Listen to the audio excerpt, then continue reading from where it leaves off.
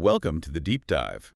We take your sources, pull out the key insights, and basically give you the knowledge you need, fast. Yep, straight to the point. So today we're diving into the world of the one and only Evelyn Hugo.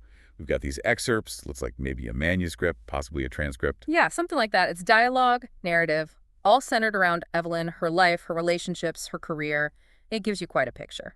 Right, so our mission here is pretty clear. Dig into these key moments from the excerpts, figure out what's most revealing, and give you, our listener, a shortcut to understanding the big players and the turning points in Evelyn's story. Okay, let's get into it. First off, the whole Monique Grant thing. It's kind of striking, isn't it? Why her?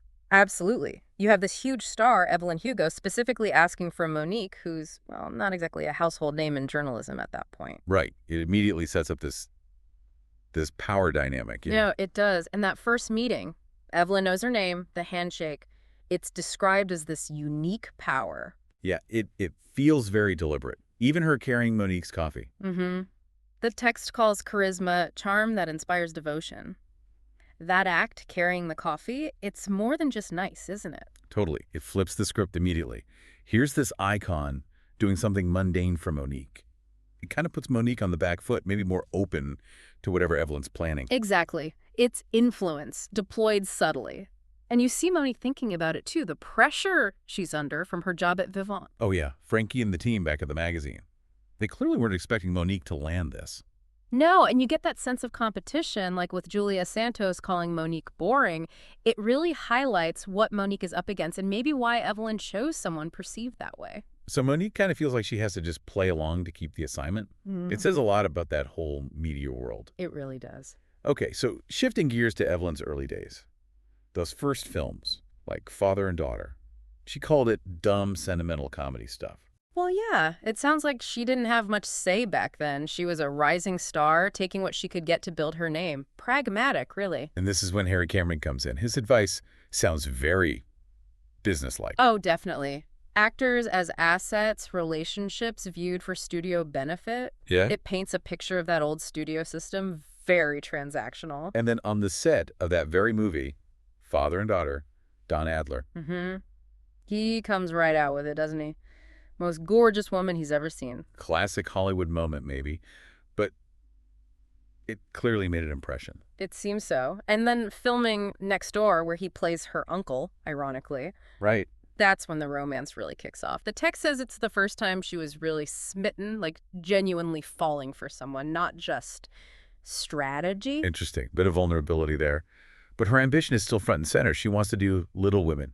Something with more substance, maybe? But Harry advises against it. Why? Well, probably strategy again. Harry's likely thinking about the image they're building for her. Maybe Little Women didn't fit the bombshell persona they were crafting at that specific moment. It's all about managing that image. Makes sense. Meanwhile, things with Dawn are heating up. She's feeling physical yearning for the first time. That adds another layer, right? Beyond just being smitten. Definitely. It's getting deeper, but then you see that clash. She wins this Audience Appreciation Award, big public moment. Yeah, Best Rising Star. And the very next morning, Dawn's telling her to make him breakfast. Wow. It's quite the contrast. What does that tell us? It screams power imbalance, doesn't it? Even with her success, he expects this traditional role. Maybe he felt threatened by her rising star. His ego seems fragile. Yeah, like that Corvette scene later. Him pulling over just to say he's been acting longer than she's been alive. Exactly. Trying to put her back in her place, assert his dominance. It's quite revealing about him. It really is. Okay, let's talk Celia St. James. She arrives on set, and she seems different. Not the usual Hollywood type. Right.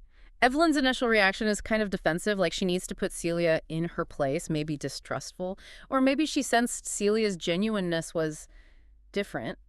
But Celia's gaze. Yeah. It makes Evelyn feel seen, really seen. More than Dawn, perhaps. That's what the text suggests. And Celia is so direct, even saying she likes the calculating and awful parts of Evelyn. That's intense. Cuts right through the usual Hollywood BS. It does. And that meeting at Schwab's, Celia saying she wants a real friendship, mutual growth, not like, who was it? Ruby Riley. Yeah, Ruby Riley. So that idea of genuine connection in that world, Yeah. It must have been huge for Evelyn. Absolutely. Celia's offering something different, real intimacy, support, not just networking or superficial stuff.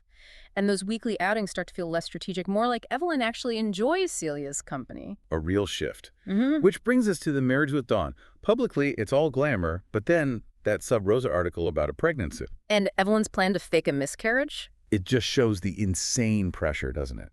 Especially on women stars back then, controlling their own narratives, their bodies. Totally. It was a calculated move to manage her image within a system that gave her very little real control over those things. And interestingly, right around then, you get that little moment with Celia. The spilled wine. Yeah, and Celia borrowing Evelyn's shirt. Seems small, but it hints at this deeper connection simmering beneath the surface, even while Evelyn's married. Meanwhile, Dawn's doing well with Westerns, but Harry's worried about Evelyn's secrets. Feels like trouble brewing. Definitely foreshadowing. And eventually, she leaves Dawn. And goes straight to Celia's apartment. Right. They live together platonically, the text says, but there's clearly this deep intimacy and comfort there. It says a lot about their bond. Yeah. And Harry's still there, their true blue pact. He's her rock. Absolutely crucial ally. Evelyn reflects on leaving Dawn, losing that established life but gaining freedom and something else she wanted. Seems pretty clear that something else involves Celia. Strongly implied, yeah. But then things get rocky after the Oscars. Evelyn feels lonely, but decides not to live with Celia, even though Celia seems to want it. Why do you think she hesitated? Protecting Celia's career? Self-preservation? Probably a mix of both. Fear of scandal, maybe not being ready to fully commit to something society wouldn't approve of. And then there's that letter from Edward to Celia popping up. Oh, right, just showing how complicated everyone's lives and connections were. Exactly. It's not happening in a vacuum. Then boom, McRiva. Another connection, but this one feels purely strategic. Totally transactional, just for publicity. It's such a stark contrast to the genuine feeling, however complicated, with Celia. Yeah, it really highlights the two approaches Evelyn takes to relationships. And then Sub Rosa hints about her and Celia being close. The danger is always there. Looming threat, definitely. So Evelyn keeps up appearances, marries Rex North, more press narratives. Well, Celia gets engaged to John Braverman. On the surface, they're on separate conventional paths. But Evelyn's career is soaring. Highest paid actress. Her ambition is relentless. Absolutely. And even the end of the marriage to Rex is strategic. He loves Joy Nathan, so they agree on a divorce that benefits Evelyn's image. Everything seems calculated. Until Harry proposes. Yeah, that's a twist.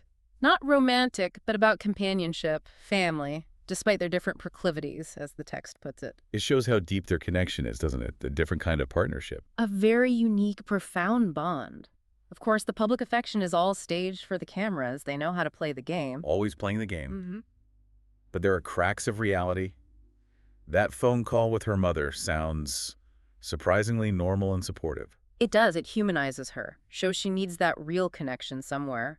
And Harry and Celia are constants, that core inner circle. They seem essential for her survival in that world. And that bathroom reunion with Celia at some event. A quick moment, but it shows the spark is still there, right? Amidst all the public performance. Definitely. Then the move to Manhattan, buying the apartment with Harry. Feels like a new chapter. A different kind of stability, maybe? Built on that unique friendship. And the text dives into Evelyn and Celia's dynamic again. Celia's view of Evelyn's sexuality. Evelyn's own feelings. It sounds complex. Very. And then the plan for Evelyn and Harry to have a baby, that's huge. How does Celia react? Eventually, she accepts it, supports it, which says a lot about her love for Evelyn, navigating all that unconventionality. Wow. But career demands continue. Evelyn works with Max Gerard even though Celia has reservations. Yeah, showing those professional sacrifices constantly impacting the personal relationships. There's also that tense run-in with Dawn Adler later on. Oh, what happens there? It just shows their complicated history is still there, but Evelyn seems much more capable of setting firm boundaries by then. Good for her. But the cost of her career, missing time with Celia, with her daughter, Connor, it sounds like a heavy price. It really does seem to weigh on things. And then, sadly, Celia's health starts to decline. That's tough. And Harry struggles too. Yeah, his drinking and then the car accident. His death is just tragic. And Evelyn steps in to manage the aftermath. She does, particularly involving Nick protecting his career. Shows that loyalty again, maybe that sense of responsibility. So much loss. We see her relationship with Connor evolving. Robert enters the picture. And interestingly, later in life, with Celia and Robert, Evelyn seems to connect more with her Cuban heritage, maybe finding more of her true self. That's a nice detail. Then Celia passes away. The end of that epic love story. Evelyn marries Robert, stable, but chaste, the text says. And then the biggest reveal? Saved for Monique. Right, the letter, found on Harry the night he died. A letter from Monique's father. Connecting everything in this completely unexpected way. What did it say? Essentially that Monique's father chose his family, Monique and her mother, over a romantic relationship with Harry. An agonizing choice, clearly. Wow. So Evelyn gives this to Monique. Why? To give her the truth about her father, maybe. Show her the depth of his love, reframe that part of her past. It's a powerful, if painful, gift. Definitely. And the ending. Monique watching Evelyn at the photo shoot, seeing her as painfully human, but still this magnetic star. Yeah, that's star quality. Beyond just looks, it's inherent. And there's that little detail, too, Evelyn arranging a trip for Grace, her assistant. A moment of kindness. A small gesture, but telling. And Monique is left wondering, should she tell her own mother the truth about her father? Leaves you hanging, doesn't it? The weight of secrets, family history. It's heavy stuff. So pulling it all together, Mhm. what are the big themes here?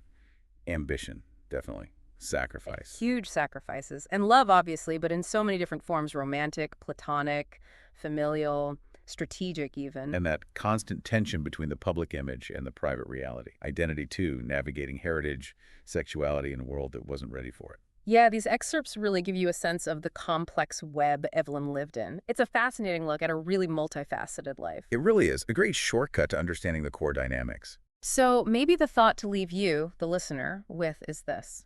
How does chasing our own big goals crash into the messy reality of our connections with other people? Right. And what truths might be hiding just beneath the surface, even in lives that seem completely public? What are the real consequences of the choices people like Evelyn make? Definitely something to think about long after you stop listening.